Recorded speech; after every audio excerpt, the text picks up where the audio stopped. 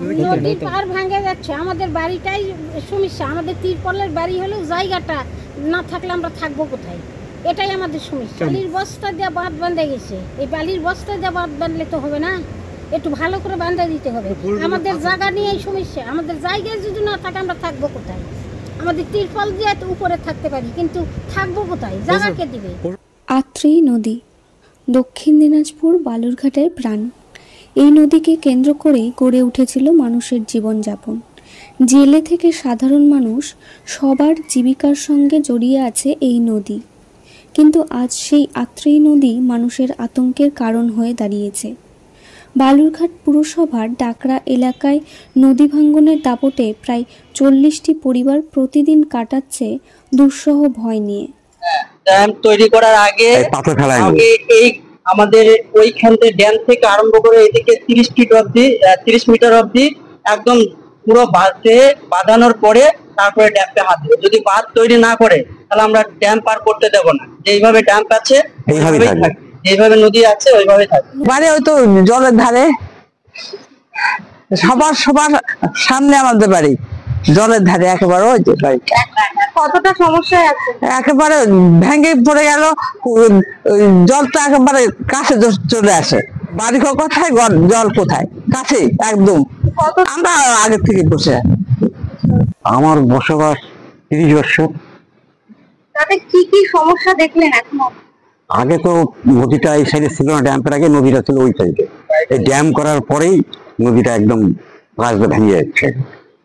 বাড়ি ওইদিকে ছিল, আগে ওইদিকে বাড়ি ছিল। তাতে কি কি সমস্যা করছে? সমস্যা এখন তো প্রচন্ড সমস্যা। এই মানে বস্তা দেওয়ার পরে বস্তাটা তলায় যাচ্ছে, তারপরে এই পাথর পড়তেছে না, এটাই আমার সমস্যা। পাথর পড়লে তার একটু সমস্যাটা ভয়টা কম থাকবে। আগে ওদিকে জল হতো, বন্যা আসতো, চলে আসতো। আর এখন হচ্ছে জ্যাম হওয়ার পরে এমন ভেঙে গেল তো একবারে বাড়ি শুদ্ধা ভেঙে যাচ্ছে। বাড়ি ঘর মানে ভেঙে যাবে, আমরা ভয়তে আর ঘুমাতে পারি না। রাত্রেবেলা যখন জল আসে তখন সমানে ঘুমাতে পারি না, বাড়ার দেখি আবার যায়, আবার কিসের থেকে ঘুমাই না, এমন করে থাকি। খুব ভয় জীবনটা কাটায়। কি করবো এখন, যদি এটা পাথর দিয়ে ভালো করে না করে দিলে কি করে থাকতে পাবো না। নদী যে কোনো মুহূর্তে তাদের ঘরবাড়ি গ্রাস করবে, এই আতঙ্কে ঘুম আসে না কারোর চোখে। কিছুদিন আগেই প্রশাসনের উদ্যোগে লক্ষ লক্ষ টাকা খরচ করে বাঁধ সংস্কারের কাজ করা হয়েছিল। মাত্র কয়েক মাসের মধ্যেই সেই বাঁধ ভেঙে পড়তে শুরু করেছে। নদীর জলের তোড়ে বাঁধ ভাঙছে, আর মানুষের মনে প্রশ্ন জাগছে, এত টাকা খরচ করেও কেন টেকসই কাজ হলো না? এটা হচ্ছে সিবিডব্লিউ পাথর পড়বে, তারপর আগেও বস্তা, 1 বছর আগেও বস্তা পড়ছিল, আর এখনো বস্তা, তারপরেই তো ভাঙতেছে। ড্যামও তো ভেঙে গেছে, ড্যামটা করতে তখন তো মনে হচ্ছিল এরকম ভাঙবে। তা প্রচন্ড করে অসুবিধা। ড্যামই ভেঙে গেছে, ড্যামের অর্ধেক তো উড়ে গেছে। কি মনে হয় কেন ভাঙলো? কাজই তো ঠিক হয়নি, ড্যামের কাজটাই তো ঠিক হয়নি। বাইরে যে ড্যাম গুলো হয় তার কাজের সিস্টেমই আলাদা, আর এখানে তো ড্যামটা হয়নি, মানে একদম জঘন্য কাজ করছে। কি জল বাড়লেই ভয় আতঙ্ক, যে কিভাবে থাকবো, কিভাবে চলবো, এই কোথায় যাব। আর আমার নদী ছিল, আমাদের কোনো অসুবিধা হয়নি। আমাদের এখানে চড় পড়ে একদম ইয়ে হয়েছিল। এখন এতটা ভয় ঢুকে যাবে, একটা বাচ্চা চান করতে পারবে না, কখন কার কি অ্যাক্সিডেন্ট হবে বলা মুশকিল। ওই জন্য এখানে আমরা চাচ্ছি, এবার যদি বাঁধ করা তৈরি করতে আসে, তার আগে আমরা পাড়া প্রতিবেশীরা বলবো যে আগে আমাদের বাঁধ তৈরি হয়ে যাক, তারপরে আপনারা ড্যাম তৈরি করবেন, করতে হয়। আমাদের কোনো আপত্তি নাই, পার্মানেন্ট সলিউশন করে দেবে, আমাদের কোনো আপত্তি নাই ড্যাম করার। ঠিক। হ্যাঁ, আর যদি আমাদের পার্মানেন্ট সলিউশন না করে আমরা রাত্রে ভয়ে আতঙ্কে থাকছি, কখন জল বাড়ছে, কখন বাড়ি ভেসে যাচ্ছে। এই যে এতটা বাচ্চা কাচ্চা পড়ে যেতে নিচ্ছে, কত অ্যাক্সিডেন্ট হচ্ছে এখানে, কত লোক মারা যাচ্ছে এখানটায়।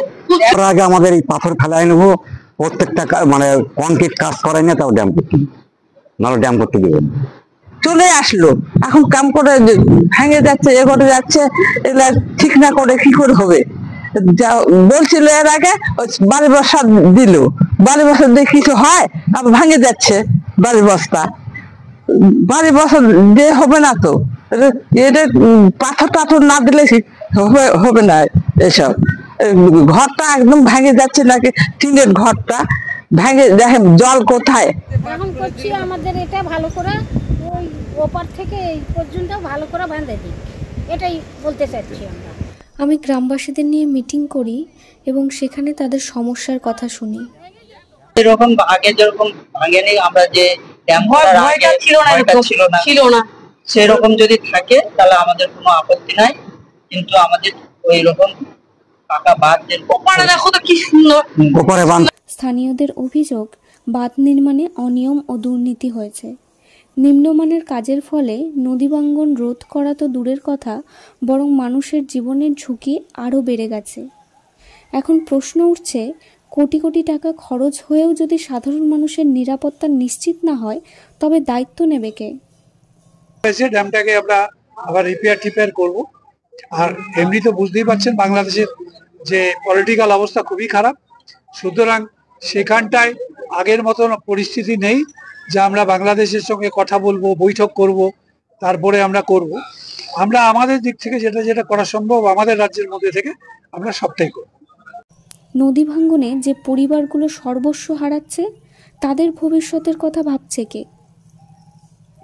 ডাকরার মানুষ আজ চাইছে দুটি জিনিস: অবিলম্বে টেকসই বাঁধ মেরামতের কাজ শুরু করা হোক এবং দুর্নীতির সঙ্গে যুক্তদের বিরুদ্ধে কড়া ব্যবস্থা নেওয়া হোক। মানুষের আশঙ্কা একটাই, যদি এখনই কার্যকরী পদক্ষেপ না নেওয়া হয়, তবে খুব শিগগিরই শত শত পরিবার নদীর গর্ভে মিশে যাবে, ভেসে যাবে বহু পরিবার, বহু বছরের ইতিহাস, ভেঙে যাবে জীবনের স্বপ্ন। ডাকরার মানুষের এই লড়াই কেবল তাদের একার নয়, আমাদের সবার।